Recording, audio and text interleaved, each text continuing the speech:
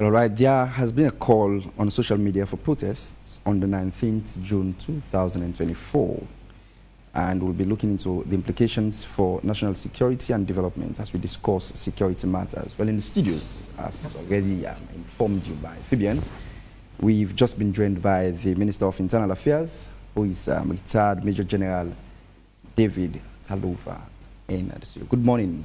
Good morning. Taluva, and it's a pleasure having you. Oh, it's nice to be here. I like your suit. Oh, thank you very much. Let's start off on a very softer note. Just aid us with security updates within Sierra Leone. Security for now is calm and quiet amidst the rumors of protest and everything. And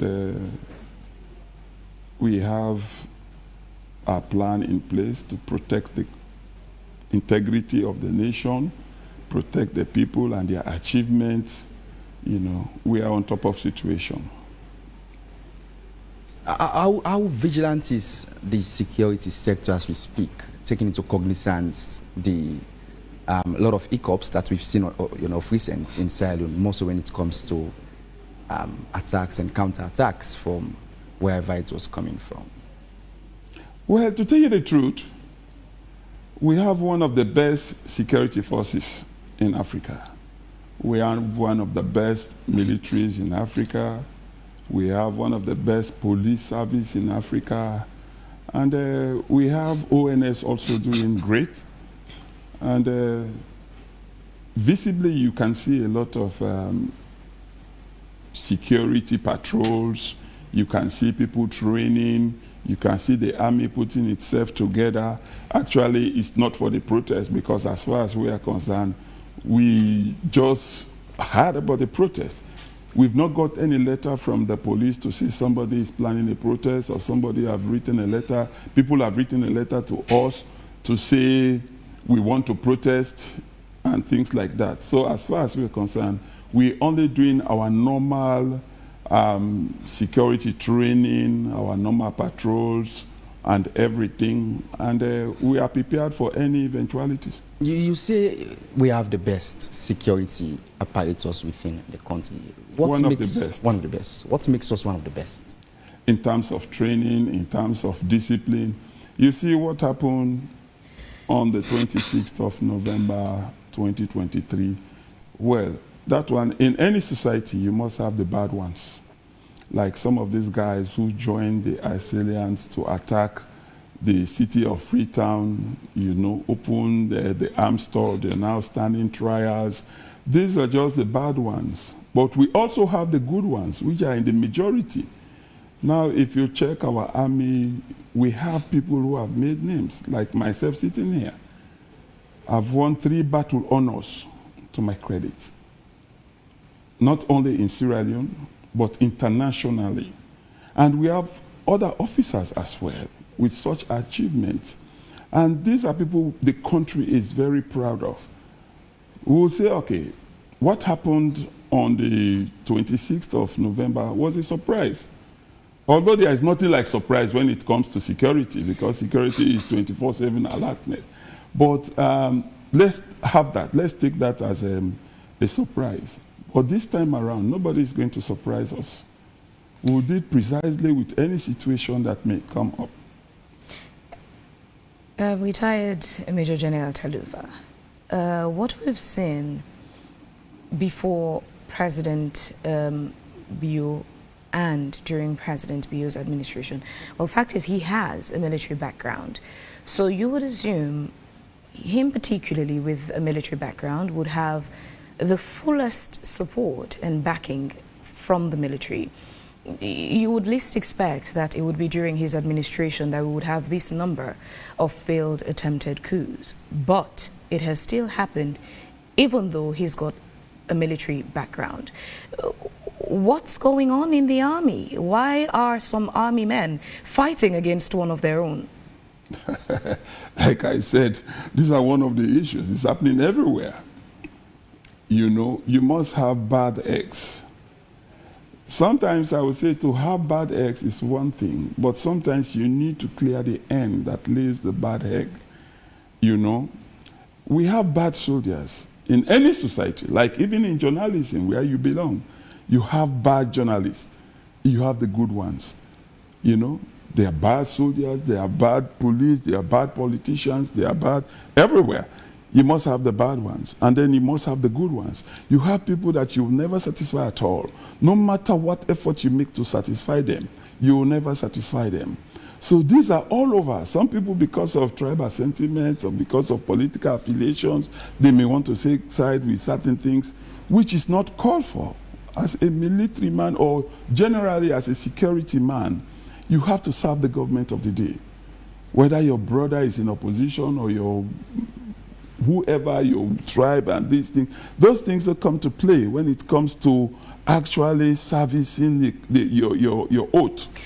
Would you credit or attribute the November 26 failed attempted coup and previous attempt to politics or an unfinished business in the army, when you also consider that President Bio was amongst a team during Valentine Strasser that overthrew the elected government then? Is this about politics of APC and SLPP, or is this an unfinished business from back in the 90s? It is very difficult to say whether it's about the APC or the SLPP, because APC did not come out as a political party to say, we made that attempt. All we know is we have people, we have politicians, we have retired servicemen who took up arms on the 26th of November to attack the government of President Madabio. So it is not to say whether they were APC or they were whatever. All we are saying, and all I've listened to in the court proceedings, they are only saying nonsense, that they wanted to overthrow the government of Sierra Leone. With that still ongoing, and couple that to the threats on social media about a protest, there are still a number of citizens who are in fear. One, the trial is still ongoing. We don't yet, as a nation, have a full picture of what had happened, and not too sure on whether things, all the weapons and that were stolen have been returned, and some of the people on the wanted list being found. It still leaves concerns. And now there are rumors of planned protest. It makes people worry. Definitely, that's natural. You know, there is a popular saying that once bitten, twice shy. They have seen this kind of horror before, maybe many times. In the 90s, they have seen things like this, you know, and also in the last couple of years, they have seen things like this as well. So there is every need for them to be panicked, and there is any need for them to, you know, for their adrenaline to rise up, you know, because they have seen such before. But what I would say is, you cannot stop anything from happening. There is a way we can prevent things from happening. But once somebody is determined, especially in this case, somebody is determined to die, like those who came on the 26th of November, they were determined to die because there is no way they were going to succeed. They were actually not going to succeed. They were just determined to die. And these ones too, if they come out, they are also going to die. This time around, we are not going to have any loose ends that people may escape.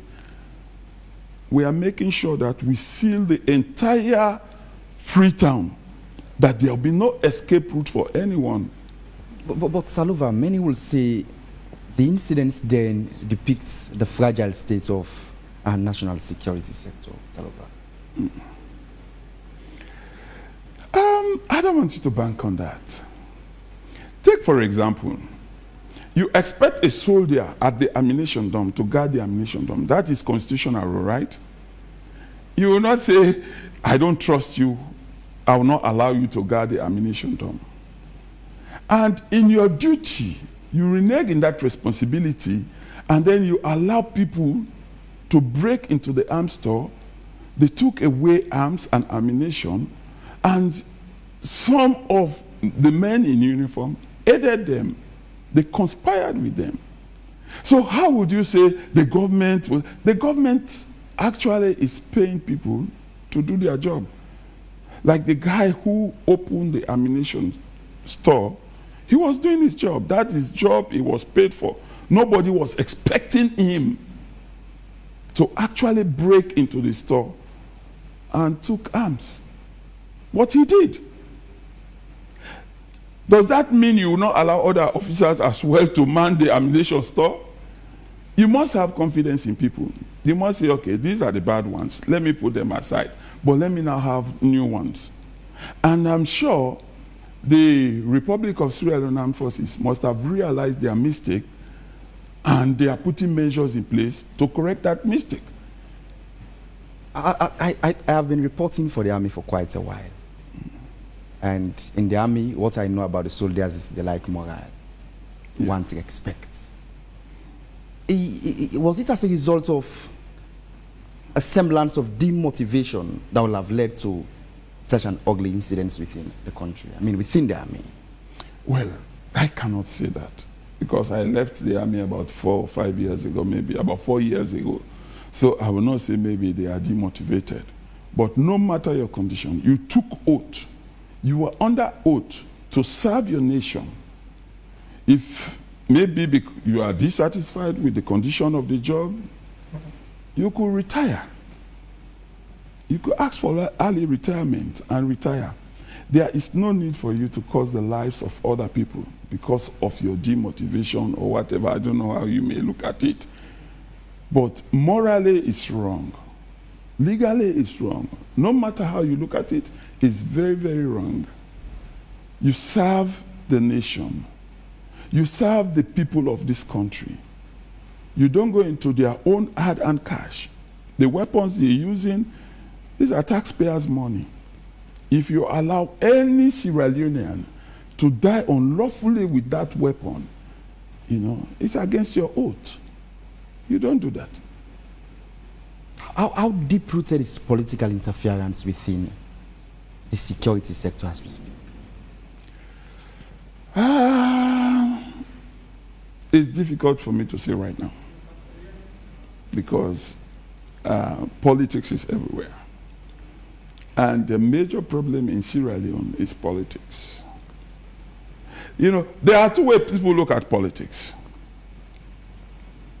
Some people do politics to serve. Some people do politics to survive. Those are the dangerous ones. If you do politics for a living, you are missing the point. You must have something to do. If you do politics to serve, you are the right man. Because at the end of the day, you go home with a clear mindset that I served my nation.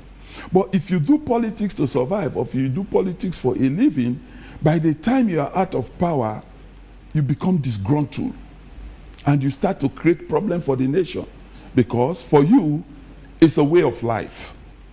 But for others, it's a service they render to the nation. In other countries, people do politics to render service to their nation. They don't do politics for survival. But most times in Africa, a lot of people do politics for survival. And that's very, very wrong. That's why we always have conflict in Africa. That's why we always have problems in Africa. Because you do politics to survive. So a lot of people who do politics to survive, they are always there to create confusion. Once they're out of power, they create a lot of confusion, even within the same party. If President Bill should say, okay, today I want you to take a leave, so I may employ that. Some people become disgruntled because they say, okay, I was surviving. Now he has removed me from office. That's a very bad mindset. Even in the opposition, by the time you leave power, you start to create problems because you do politics for survival. You don't do politics to serve. One attribute that stands out distinctively when you talk about army men is discipline. Yeah. But very recently, maybe a few weeks ago or so, there was a video circulating on social media of 3 military men in Sierra Leone. You would know it's Sierra Leone because the Creole is Sierra Leone's Creole. Two of them were fighting. One was standing guard with a gun, and he was loudly giving instructions to the other man, kill him, kill him. Someone else came and tried to separate them. The one that was standing guard took out his gun and threatened to kill the person that came to separate them, insisting the fight must go on. Now, for Sierra Leoneans who have been in Sierra Leone, remembering the war, you've been here for the November 26th failed attempted coup. All this does to you is makes you feel scared that look at our army people who should be displaying discipline, whatever the level of disagreement is. There are methods to channel those concerns, but there they were. Two fighting, one insisting one should kill the other. What is the army doing? You are the Minister of Internal Affairs. How are you paying attention to discipline within the army? We can't have our army men losing discipline. You see, one thing, when you talk about the army, it's like the army people, they are special people. They are because they've been trained specially. They're not like any of us ordinary citizens. I know. That is the way the public perceive them. I know. But that's why a civilian is much more scared of an army man than a police officer. You know the general thing we say, where policeman slap you different from where soldier man slap you. But what I'm saying is this. These military men, they came from the civil populace, not like us. Me, I was born in the barracks. I grew up in the barracks. I spent all my life in the barracks. I left the barracks about 5 years ago. So, even that, you know, I'm not a superhuman being. If you go to the American army, you go to the British army, you go to the Chinese army, you go to whatever army, these things do happen. They do happen. So it's not only peculiar to Sierra Leone to say, okay, it's only the Sierra Leonean army that is behaving this way. I'm not talking for the army. I left the army more than 4 years ago. I'm not talking for the army. But what I'm saying... But once the army officer is always the army officer. Yeah, I know that. But the way you look at it, what they did is wrong. Right. It's not correct. So how are we correcting the wrongs? Well, I don't know. Maybe they must have taken some disciplinary action against them. The army is under internal affairs as well. No, it's not. The army is under the Ministry of Defense. They must have taken some disciplinary action against them. That one I can tell you. Because no commander in its right sense will look at things like that and then just overlook it. They must have taken some disciplinary action against them. Taluva, with the planned protests for, well, the faceless protest, because as you put it earlier, names and organizations have not come up to claim the protest to say this is this. Nevertheless, it doesn't take away the fear factor from citizens who either had witnessed or heard of August 10, 2022. What's the level of assurance you would give to the public in terms of their safety and security? No, they must have seen what happened on the 26th of November. You know that the military, the police, the security outfit, they are always out to protect the civilians. And you look at the professional way they handled the situation. It was a surprise. I would say it was a surprise. But at least the security forces were able to put themselves together and react precisely to avoid civilian casualty. You know, that's enough confidence to the civilians that the security forces are up to the task. Because even though, let's assume they were taken by surprise, but the professional way they conducted themselves, the professional way they reacted to that situation to minimize civilian casualty and all of these things, there's enough confidence to the civilians that the security agencies are on top of situation. In spite of the progress you've mentioned that you've recorded over time, we still notice that the country continues to face continued breach, just like what Fabian mentioned, the August 10 incidents. Of recent, we noticed the coming of the ECOWAS troop in Sierra Leone, will be based in the depot in Nunge. And that's what about mixed feeling in the minds of many Sierra Leoneans, taking into account them seeing ECOWAS. We all know, some of us were young to some extent at that time when ECOMO came in, and we knew what's happening in the country. Will you allay the fears of the public at this particular moment on the arrival of this troop in Sierra Leone? We're talking about... Are they here to support Sierra Leone should an eventuality occur? We're talking about two different things here. We're talking about the protest, and then we're talking about the ECOWAS standby force. These are two different things. Okay. But the public has always mixed the two, taking into account what... Well, that's why we are here to clear the... That's more the reason why I asked the question, that you clarify on saying. Okay. I was part of the formation of the ECOWAS standby force. I attended so many meetings in Abuja, in Togo, all over the West African countries. I attended so many meetings. That was in 2015, 2016. We attended so many meetings. In fact, from 2011, I'm sure, we started this issue about ECOWAS standby force. There was a lot of debate about where the depot should be, the support depot. You know, the Guineans were saying it should go over to them, and then Sierra Leone, we said it should come over to us. You know, I was part of that arrangement that brought the ECOWAS depot to Sierra Leone, the standby force. And again, when we were deploying troops to the Gambia, I was also part of that arrangement to deploy troops to Gambia. And we went to Gambia, we looked at the situation, we came. In fact, we were trying to even insert a company of our troops so they also could have the experience of a peacekeeping or an in-place force, sort of. But we had a lot of issues with the Senegalese chief of defense staff then, because they constituted the larger part of the standby force that went to the Gambia. So we were left out. But that did not deny us the opportunity to have the depot here in Sierra Leone. So this is not a new thing. This thing started way back in the 2011 coming up. So I wonder why people are linking these two together to say it is part of the protest or they are coming to protect anybody.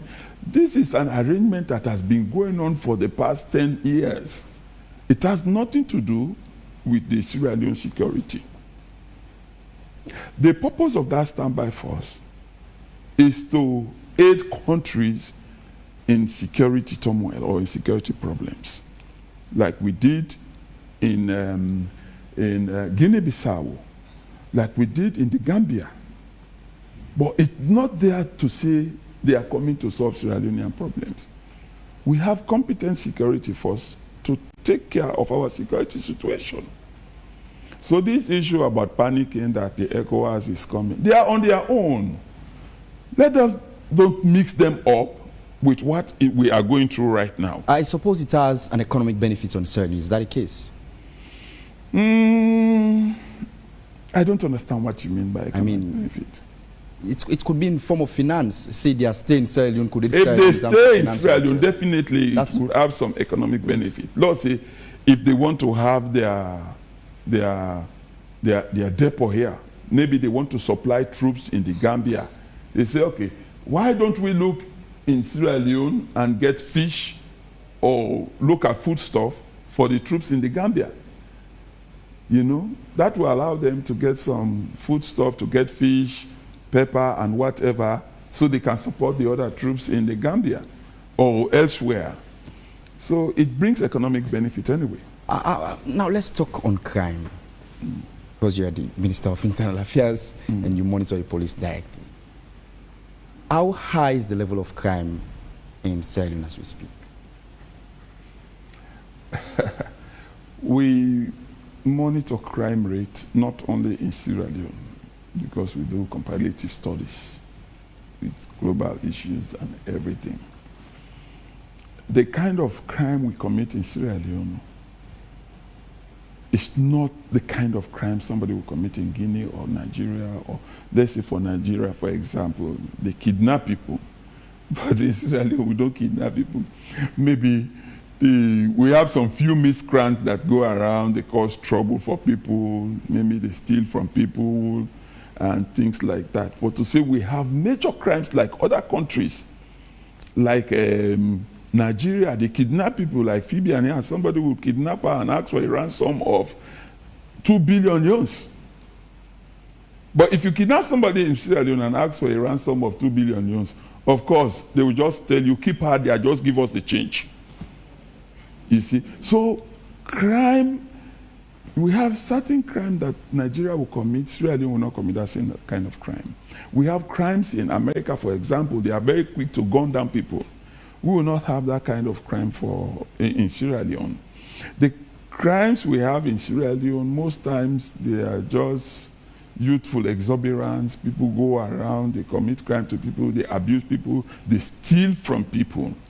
Of late, we've been having problems in Kenema, armed robbery, but we are putting mechanisms in place to stop that. In Connaught, we have some few people, they go around, they fight people. These are the kinds of crime we have. And then we have another crime that people commit, cybercrime, cyberbullying. These are all crimes. If you see people in America, in the UK, they constitute themselves into whatever group to say, okay, we are coming to free Sierra Leone. How are you coming to free Sierra Leone? I don't understand. It's difficult for me to take that in, to say, you are coming to free Sierra Leone. How are you coming to free Sierra Leone? Will you aid us with statistics as to the number, the kind of crimes that you just highlighted?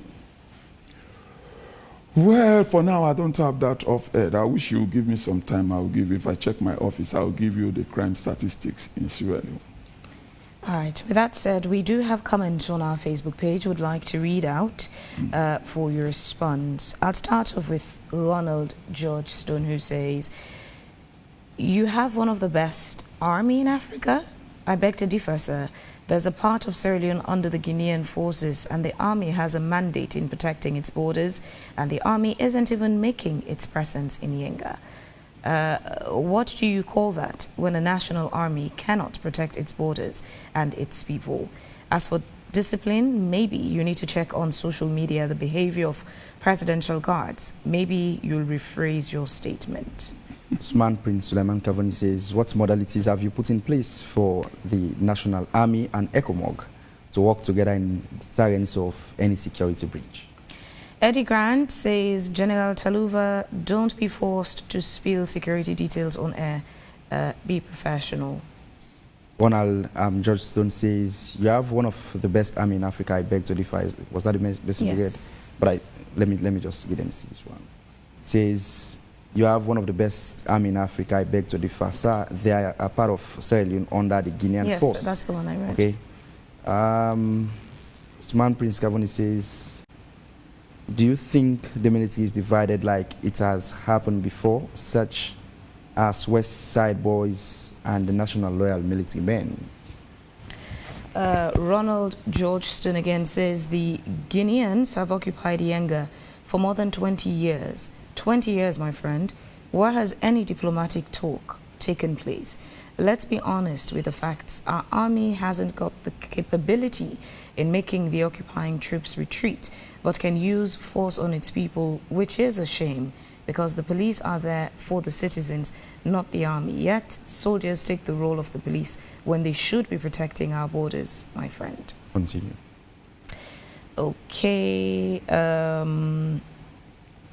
Still on those messages, quite a lot of them. Mosdi says, I know military personnel that have died defending their country, and yet their families are not receiving their hard-earned benefits at all. Ronald George Stone says, the army and police have different mandates in Sierra Leone. The police are in charge of the civilian population and life and property, and in maintaining law and order, for example, peaceful protest, etc. The army has the responsibility of protecting its territories and its people from outside harm or domestic when called in, that is, state of emergency or martial law, but mostly don't have involvement with civilian issues. The police take charge of that, not the army. Osfren Kamara says, taking our political landscape from the boils of instability and uncertainty of the days as they down, a model approach of managing grassroots issues of behavioral patterns rather than just fixing the issues with a martial approach. Managing the peace of a nation yields sustainable peace whilst fixing is short-lasting. Recruitment of a national force must involve a psychological approach of human behavior. Hosam Conte says a well-trained, experienced ex-military officer, when talking on security issues, there's no doubt. Emil Davis says, Mr. Minister, what are your plans to improve discipline in the army? Please elaborate. I think would limit messages to those. A lot of messages. I will not say I have any plans to at least improve discipline in the military, because for now I have nothing to do with the military. They are not under my ministry. They are under the Ministry of Defense. But one thing I'm very certain is that the Ministry of Defense is working hard to improve discipline in the military. A lot of this talk about Yenga, we must clear this issue about Yenga. We don't just go, remember we have a treaty with Guinea. We have a defense treaty with Guinea since 1970-71. Now they are occupying Yenga. Every Sierra Leonean, including myself, we think they are illegally. And a lot of diplomatic talks have been going on within the West African sub-region to ECOWAS, and a lot of people have been mediating. You cannot just go and start fighting Guinea to kick them out. You know, when we talk about national instrument of national power, the first one is diplomacy. We have used the diplomatic approach, and we are still using it. You not just go to the military, you not just go to the military option. You must have the diplomatic approach. And I am sure government is very serious with that diplomatic approach. And then somebody was saying about, somebody talked something about was it a protest or something? I could not remember exactly what you just read out. Just keep that response to to the others. Okay. Yes, Mr. Minister, at some point in time, would you consider any of the breach that we've experienced in Sierra Leone as an act of terrorism? Yes, they meet terrorism definition. Whatever that creates terror. Imagine the timing alone to wake people up from their sleep around 2 a.m. in the morning is terrorism. That's terrorism. It's a terrorist act. It could not have a global link, because when you look at terrorism, you look at global terrorism and domestic terrorism. It could not have a global link, but it's terrorism. Yes, it's terrorism. They acted in terror. And they created fear and panic in the minds of people. And what they're about to do again, if at all, but I pray that God forbid them not to do that. But they are trying to create another, they are trying to destabilize the country through terrorist means, because definitely they will not succeed. That one I will assure you. They will never succeed. But they create panic in the minds of people. That's an act of terrorism. It meets the definition of terrorism. What should Sierra Leoneans expect at this particular moment from your end in terms of stability or what have you? As Sierra Leoneans should know one thing. People who are doing well in the diaspora, you know, they work so hard, they have properties in Freetown. They will never agitate for anything that will destroy their properties or their achievement in Sierra Leone. But when you look at people that are not making any effort, if you go to Furabe College, you go to all these learning institutions, those who are not doing well in class, they are always out there to protest, to cause this kind of trouble, to obstruct the others. That's why me personally, I'm always afraid of the never-do-wells, because they are problems to themselves.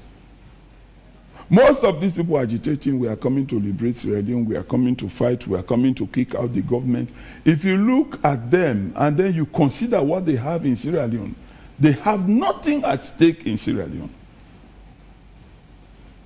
And if you have nothing if you have nothing to live for, you have nothing to die for. Yes. If you have nothing to live for, you have nothing to die for. What is Sierra Leone's current security level classification? We have not got that threat that will change the security posture. These ones are just passive threats. But yet still, we are watching them. You know, you don't just change security posture. You have to look at the security situation and see if the threat is imminent. Well, it's a threat that has the possibility to overthrow government. You say it's just passive threats? They will not overthrow the government. That one I can assure you. I can bet with my life that they will never overthrow this government. Because remember, this government was voted in by people. And the people will not sit by and allow you overthrow their government. This government was voted in by people. You see, if you want to move this government unconstitutionally, you create war in the country. It's going to be war. And that war is tantamount to genocide. Because a lot of governments have come in, they've gone, nobody disturbed them, allowed them to have their way. Now, if this government is on, and then you say you remove this government by all means, you create instability in this country. And you don't know how long that will last for. It's just a matter of throwing the whole nation into a proper chaos. You don't know how long that will last for. You don't know, people have worked hard, they've achieved a lot, and then you just want to plunge the country into a civil war that will last for many, many, many years. Why don't you stop? If there's going to be any change in the government, let it be through the ballot box. Let it be through the constitution of Sierra Leone. But you don't just do that because you feel like doing it. And most of those that are saying, let us come and remove the government, they were not even here to vote. They did not even register. People went through painstakingly, they registered, they voted, and then you say you want to remove their government. It's not going to work. It will just plunge this country into a civil war. And still conclude on the security level of Sierra Leone. At what level are we? At this point, as I'm saying, we may likely move to amber, but we are not at that red. Because when you move to red, that means the threat is imminent and is tangible. But for now, you, even as a civilian, you know that that threat is not tangible for now. People just see. Is it cyber bullying or cyber talks or cyber crimes? People just say, they try to rally people on social media. They've done that once, they've done that twice, they've done that thrice, they've done that so many times. And people are dying. And these people are not coming to say, okay, let me lead the protest. Let me lead this. They just call you on phone. They call you on social media. They ask you to mobilize and to come out. At the end of the day, you lose your life. So what do you stand to gain? You will not change the government. You will lose a relative of yours. You know, and then what is that? So as we round off this segment of the conversation, as Minister of Internal Affairs, use this moment for public education and speak to the citizens of Sierra Leone and residents in Sierra Leone. Well, all I would tell the people of Sierra Leone is to stay calm. They have seen this kind of thing on the 26th of November, and they have seen the level of professionalism by our security forces to minimize civilian casualty, and the assailants were properly taken care of. So let them just, and if you assume that that was a surprise, let them just be rest assured that this time around, the police, the military were well prepared to at least protect the people of this country, to protect the citizens of this country. Let them don't take us for granted. We are up to the task. And we protect them. If we have done it before, we can still do it. Imagine how we minimize civilian casualty. We only took care of the assailant, and there was no civilian casualty. We agreed some people died, some soldiers died in active service. May their souls rest in peace. They died in active service for this nation. Soldiers gave their lives, police gave their lives for this nation. We also had civilian casualty. Yeah, but that was minimized. That's why I said we will try to minimize that as best as possible. But in the interest of peace, we always talk to people not to at least come out. Not to come out. You cannot overthrow this government. There is no way you will do that. All right, thank you very much for your time this morning. He is retired Major General David Taluva, Minister of Internal Affairs, speaking to us this morning on security concerns in Sierra Leone ahead of a rumored planned protest.